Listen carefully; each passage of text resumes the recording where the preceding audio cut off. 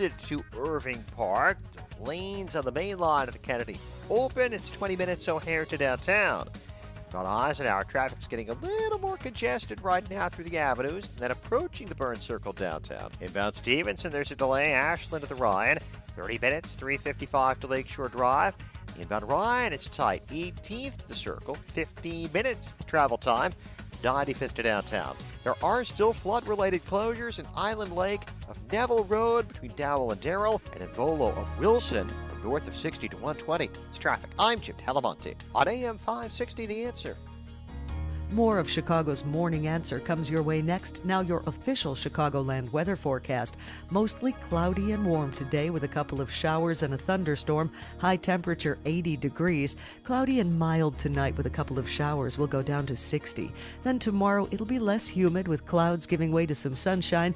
High temperature 75 degrees. Currently it's 69 degrees. Your next news update in 30 minutes. Continuous coverage of the latest news, traffic, and weather at 560theanswer.com. I'm Elisa Z. Now more of Chicago's Morning Answer on AM 560, The Answer.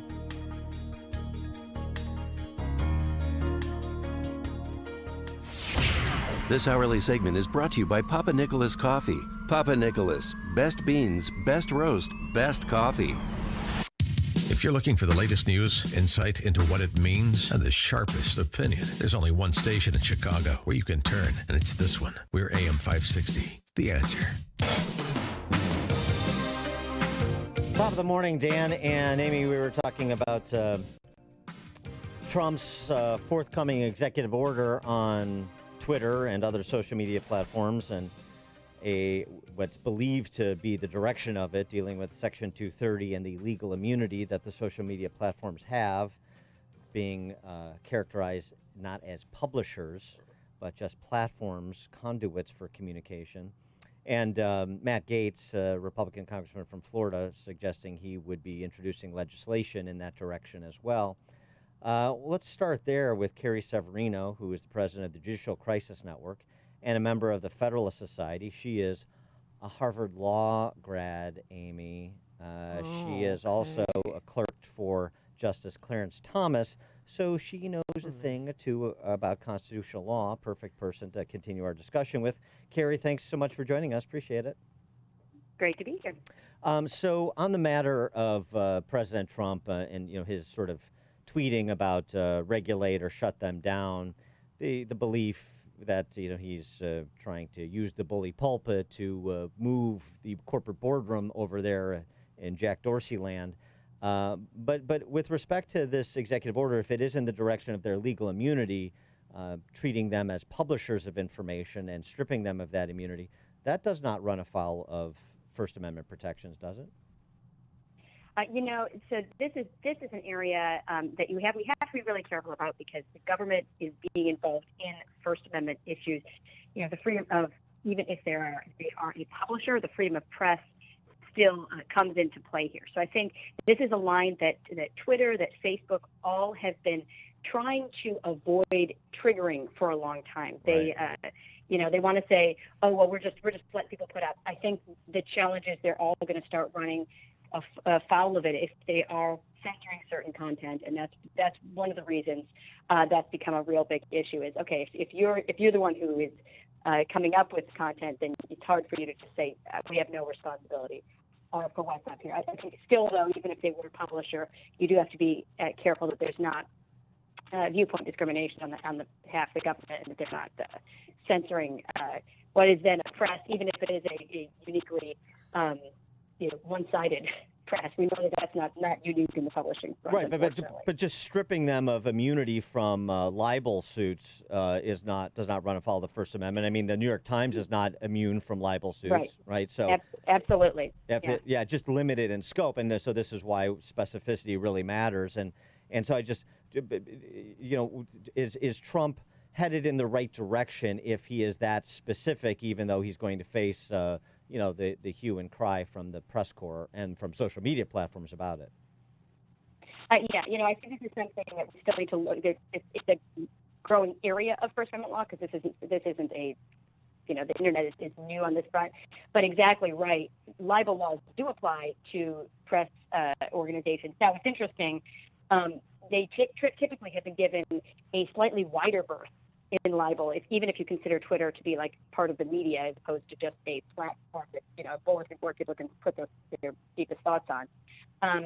That would mean that this court might be forced to consider again whether we should give broader protections to libel laws for media organizations. Justice Thomas actually has written about that, saying, this standard is a little goofy. Why should they not have to answer, for their inaccurate reporting, just like anyone else would have to answer for inaccurate statements about people? So that could trigger a whole new constitutional investigation.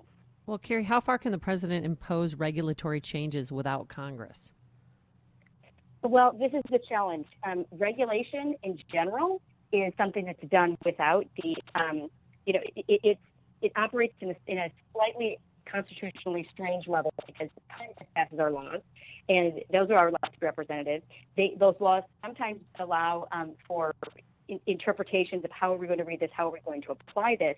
But so any time that's happening in a regulatory way, you have to be careful that it still stays within what the actual text of the statute is. So in terms of him directing regulation, he has the same authority on that front that other regulators do. The challenge that we're dealing with right now with this overgrowth of the regulatory state, and that well predates Trump and Obama. Unfortunately, it's been growing a long time. Sometimes you see the regulatory state then going off of what the statute says. So as long as he is within what the statute allows, say other government agencies to regulate, he's the head of these agencies, and so he can direct them and say, this is my policy. The agencies that are making those regulations do have to stay. They're part of the executive branch. They need to stay under what the president is saying, and if they're not, then they're outside the constitutional structure. I want to talk about some skullduggery afoot in the judicial branch. And the Wall Street Journal opined on this a couple of months ago, if I'm recalling correctly, the issue of trying to punish the Federalist Society for its success. Federalist Society and the executive director, Leonard Leo, being a close advisor to the president on making recommendations for qualified originalist jurists for appointments to the federal bench, appointments to the Supreme Court, the Gorsuches and the Kavanaughs of the world. And now there is a committee on codes of conduct that want to make it essentially unethical to join the Federalist Society. Explain. So the Federalist Society, I think, on the left gets painted as this sort of nefarious secret society somehow that's choosing judges. That is not actually what's happening. It's an organization of conservative and libertarian lawyers that spans a very wide range. They started as a debate society on campuses because we realized that law schools only were presenting one point of view, and it was a liberal point of view. So they would have debates on both sides. And if you go to any Federalist Society debate, the liberal perspective is always well represented, as well as the conservative or the libertarian perspective.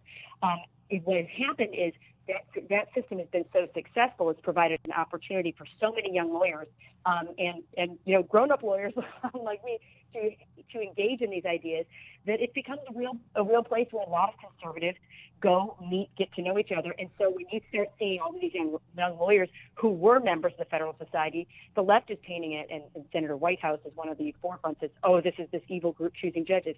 It's not true. This is a group that a lot of conservative and libertarian lawyers happen to belong to, so it's natural that Trump would be choosing his judges from the people who are active in that world. But now what they're trying to do is it's basically cancel culture coming to the judicial bench, saying you can't even be a member of this organization, even though they are very careful not to take positions on litigation or on legislation. They say you can't be a member of it, but they're happy to let judges be a member of the numerous other bar associations or affinity associations like the American Bar Association or their state bar association, or groups like the Hispanic Bar Association or a Catholic Bar Association, et cetera, that take positions on things, and they're free to. The ACLU, for example. Doesn't. Yeah. They can't be part of it. The ACLU, they could certainly be members of these kind of groups. So it's pinpointed to try to target conservative lawyers, where they're happy to let judges be part of these liberal activist groups that are actually advocating for legislation and advocating in cases. They're happy to let them be members of those groups. It's kind of a nefarious attempt to block out yet a conservative thought from yet another area of life. So how does that fight shake itself out?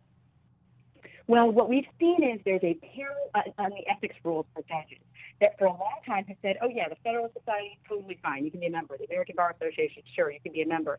Now they've come out with a draft opinion, and it's interesting because one of the members of that commission is it was put on the bench as a Rhode Island judge by Senator Whitehouse, who's the senator who has this bee in his bonnet over this, over the Federalist Society. They have now said, we're not going to let judges be a member of the Federalist Society, but you can go ahead and be a member of, the American Bar Association and other groups like that, even though they're much more political.